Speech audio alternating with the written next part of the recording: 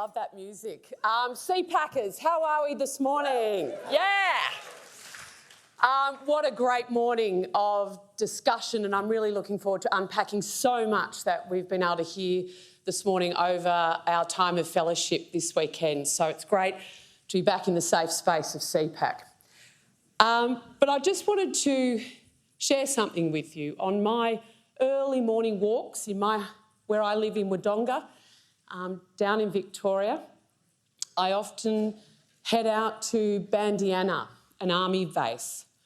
And depending on the time of day, I'll hear a bugle, a lone bugler, practising the last post. And in those moments, I was raised in a very tiny country town.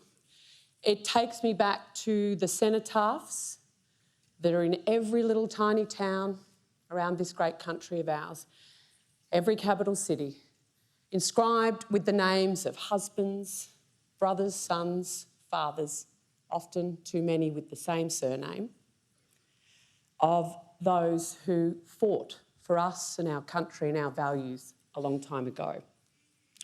But what of now?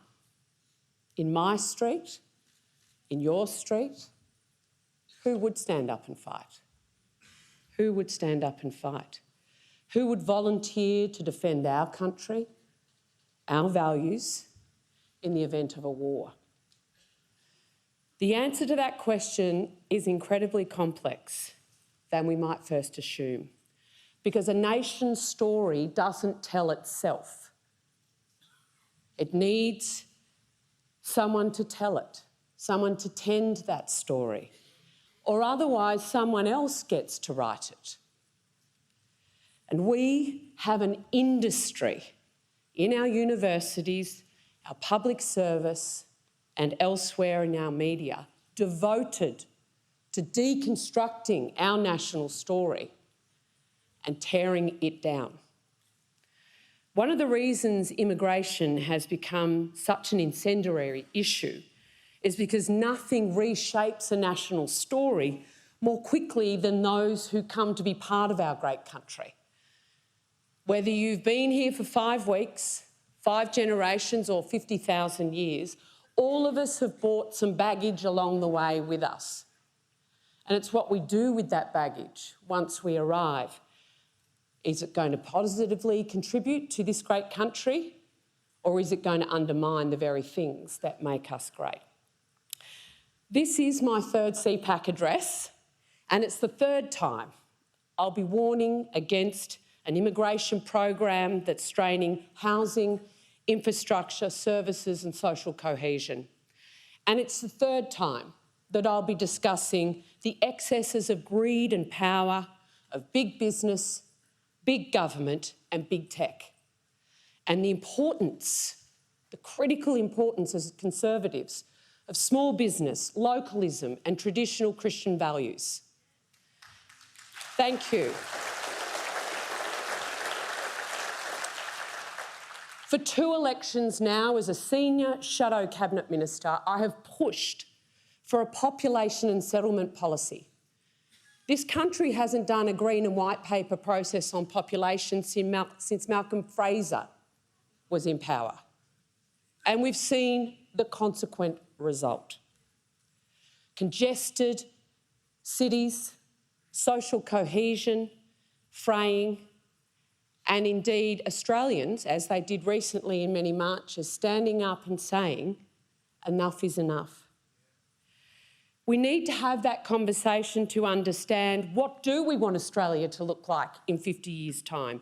Do we build big inland cities such as they have in the States or in Europe? Or do we just keep jamming millions of people into Brisbane, Sydney and Melbourne? In Britain, the migration issue has gotten pretty real, as Liz has attested to.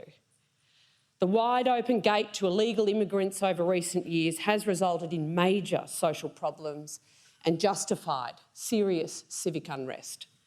Here in Australia, due largely because of our geography, but also some tough decisions made by previous coalition governments, the illegal immigrant problems are not experienced to the same extent. But if you look at the New South Wales data around languages spoke at home, nearly 40% of kids in New South Wales government schools come from families where English isn't the major language spoken at home for families. To pretend we're not experiencing major social upheaval and change is to actually bury our head in the sand. The post-war compact of the need for migration has been broken because Australians rightfully see right through the self-interest of big business, boosting, needing their workers, skilled workers, big universities, boosting their profits from international students at the detriment of domestic students, and big bureaucracy that happily keeps that headline GDP figure ticking along at what it needs to be. Meanwhile, the individual personal GDP figures goes backwards. And what that means is living standards dropping. I'm firmly of the view, like Tony Abbott, that you can be pro-migrant and be against aggressive immigration. We need to be able to say who can come and share this great experience and effort to build a safe, sustainable and prosperous Australia, and who doesn't. Who wants to...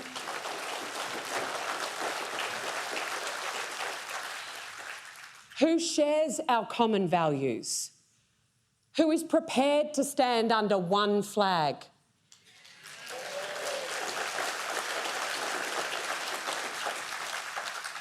Who knows and respects our rule of law and doesn't want to set up another side scheme.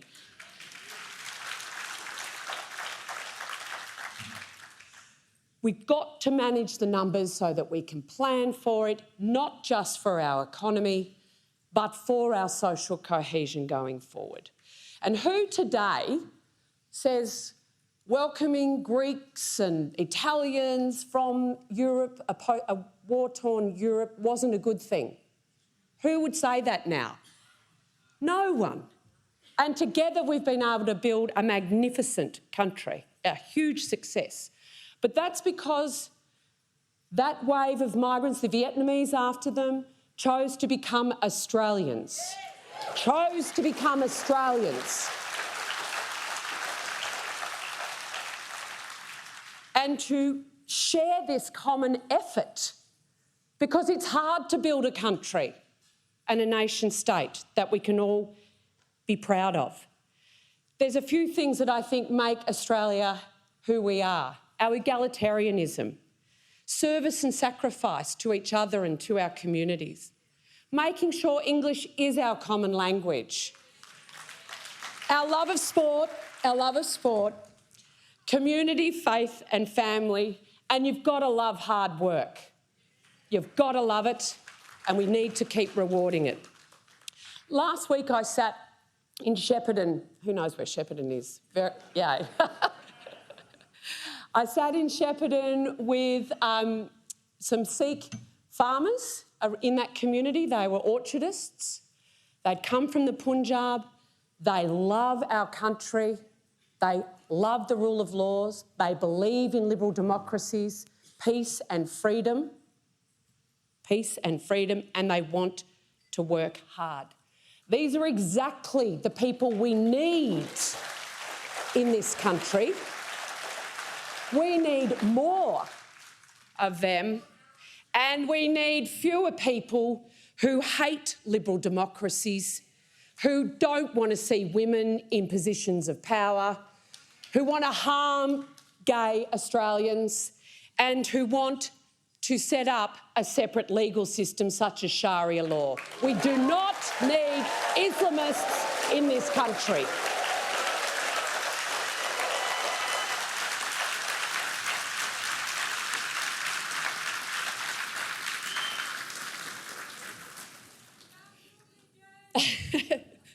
Thank you. These are hard things to say. They are going to be harder things to do because our mothers raised us to be polite, to love people, to care for our community. But if we do not stand, what's happening in Britain, what's happening in Europe will be happening right here.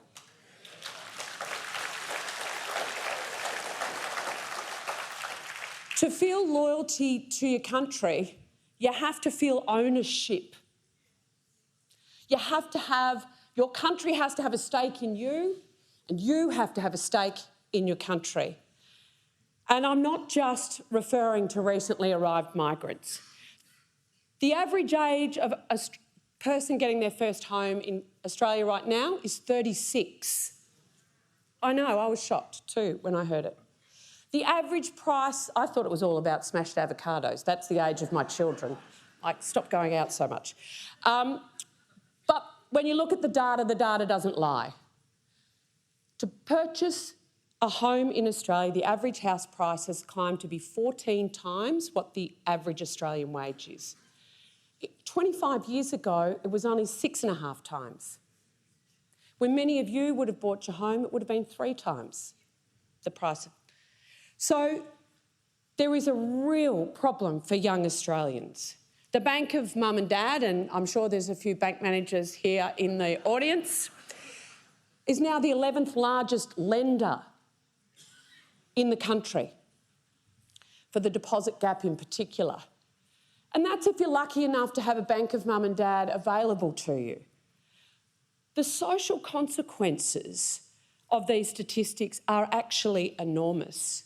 And Charlie Kirk, whilst embodying his Christian values in the way he took the fight up to the left, also warned about similar consequences in the US of a credit-centric renter economy. And Charlie said, you have a generation that is renting more than it is owning. So when you don't own something, why would you defend it? If you don't own something, why would you defend it? These are the real issues that we have to deal with as a movement. If you're not buying your home till you're 36, exactly at what point are you settling down and having a family? Starting a family is a period of great vulnerability, and so the stability and security of being in your own home is critical for making that a success. Never mind the biology tick-tock, right? 36. It's an alarming situation. I don't think we've realised the sort of precipice we're standing on as a society. We now have a whole generation that's choosing not to have children or putting off children when this should be the most natural human thing in the world.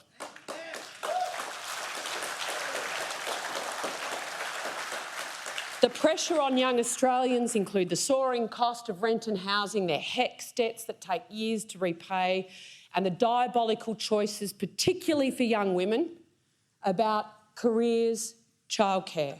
For the first time in history, they are choosing not to have children or to have fewer than they'd actually like to have. And they're having to make decisions that are not in the best interest of their child, the well-being and development of their own children. Whilst the factors of contributing to this are multiple and complex, there is cultural issues at play because government can't do everything, and we shouldn't expect them to. But there are issues around childcare policy and also a consumerist and materialistic society that we've all contributed, myself included, over my life, but we've got to own that. We've got to own it because that's what's brought us to this place right now. We've now got a birth rate of 1.6, so couples are not even replacing themselves. And so who is going to pay the taxes to deliver the services we expect? We're back to an immigration program. So how did we get to this space within 2 generations? And I think you're hearing this weekend, there's so much synergy between our speakers. The issues point to a much deeper malaise that's infected Western society.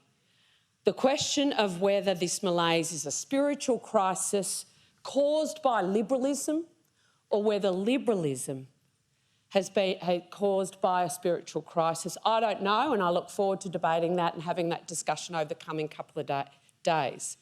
But what is that both the spiritual crisis and neoliberalism has brought us to this consequent place we're at. Some of us still like to say, well, you know, I'm an economic liberal and a social conservative. I'm now convinced that this country has papered over the large crack between liberalism and conservatism for too long. We've tried to make this unholy marriage survive for political expediency, and no more, no more.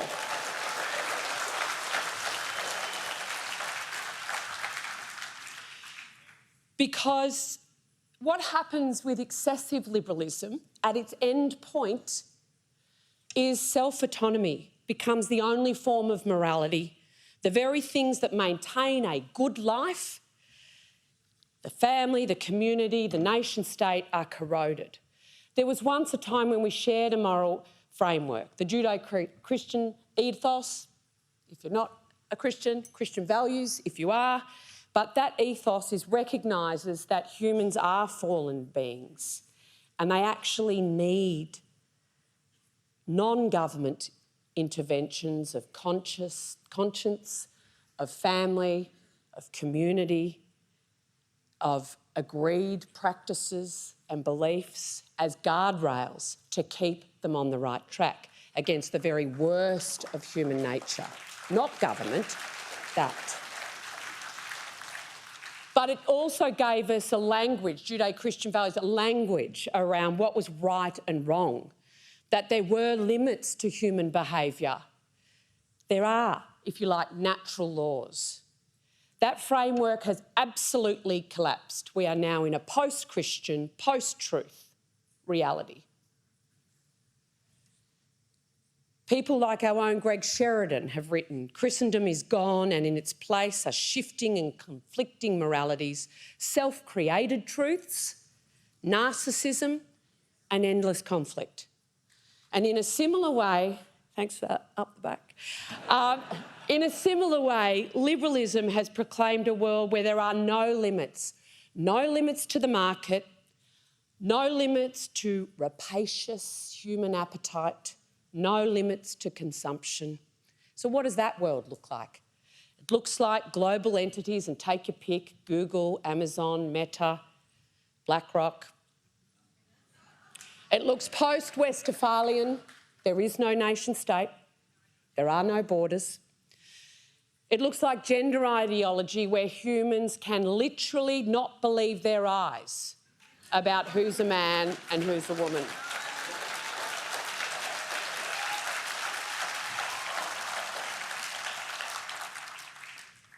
You know, love the Scottish Enlightenment, love scientific method. Senses are how humans have worked out what is true, what is good, what is beautiful for our entire existence. But in this moment, in this time, in this country, we are being told you can't believe your eyes. You can't believe your ears. Anyway, it looks like young boys who are addicted to porn before they've even had a conversation with a girl, let alone their first kiss. And it looks like when you disagree with someone, have a different opinion from someone hurts your feelings, you're actually committing a crime. You can be cancelled or killed. Nihilism, man as God. Every man, woman, a God unto themselves, and the vacuum of former moral and ethical framework is replaced by a competition for raw power and who gets to wield it. We're all for the small, medium enterprises and entrepreneurs, but commerce via supranational platforms has extended its reach into our very habits. I forgot my prop, Jared. Hand me that. Your phone. Our very habits and our thoughts. Our attention span is mined for profits every single second, every day, every week, every year. And guess what? We're all complicit. It's so seductive, right? Because it's super convenient, super convenient. Tight hips, that's for the over 50s. Big lips, that's for the under 40s. You name it, you can get it, we can get it for you. Quickly, different tribes, same machine. This is the antithesis of conservatism. And I know there are many champions of free speech in this room, and I respect that, and we need to do that. But we are also trading our innate human desire for freedom, for the convenience and entertainment to such an extent we're almost complicit in our own dehumanisation. Does that make sense?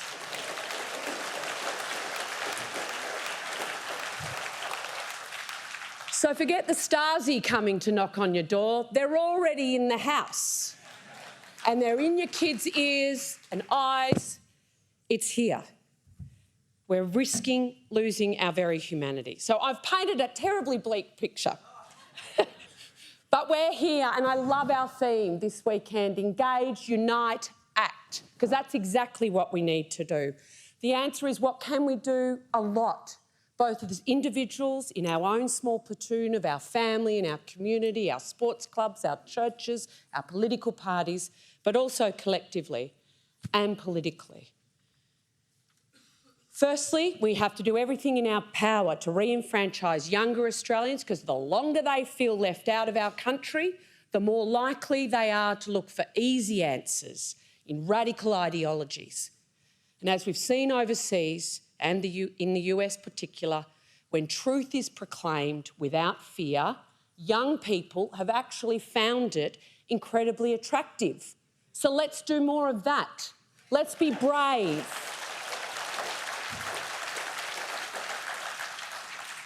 Let's also be respectful, right? So ears stay open to what we have to say. Secondly, I think we need to think very serious about family policies. We need to make the physical and emotional welfare of children our first priority, not last on the list. Making our future, our precious future, something that is the workaround for our self-centred lives, particularly in that first 1,000 days. And I'm not talking about walking back the clock to where Dad walks out, peck of the cheek, Mum's chained to the kitchen. Those days are over. Sorry, guys.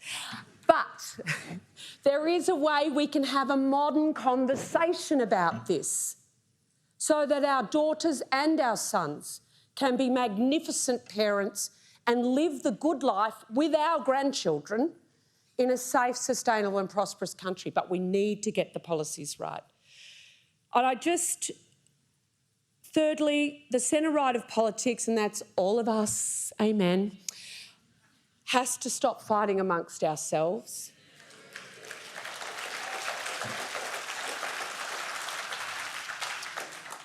Because how the enemy has done this to us, highly disciplined, very well financed, and relentless, militant in their intent over time. We tend to just bag each other out. So I just think, and that's why this is so important, the stakes are too high. They've dug in, they're disciplined, well-financed and strong.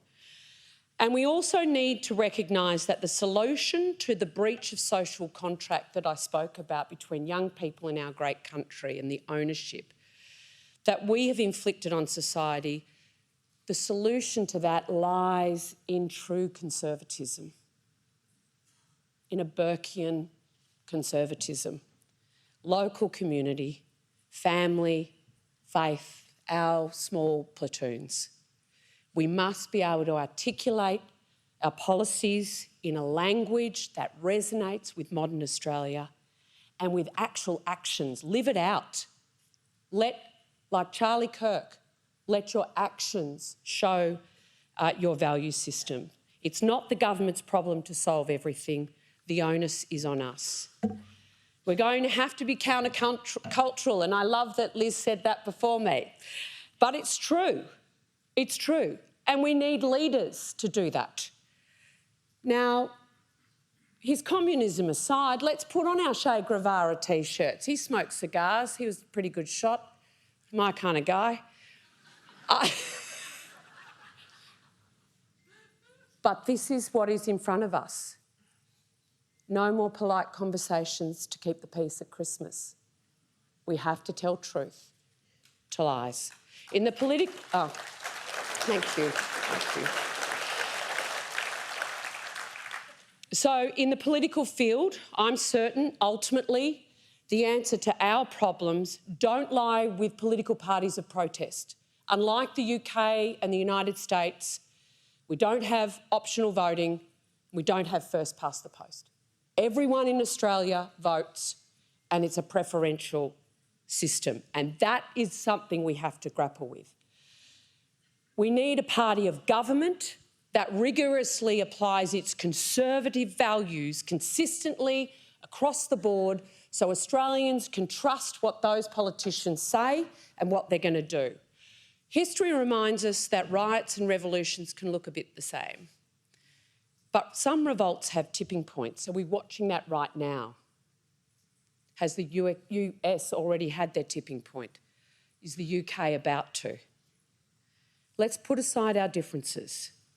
Don't let the perfect be the enemy of the good. The stakes are too high.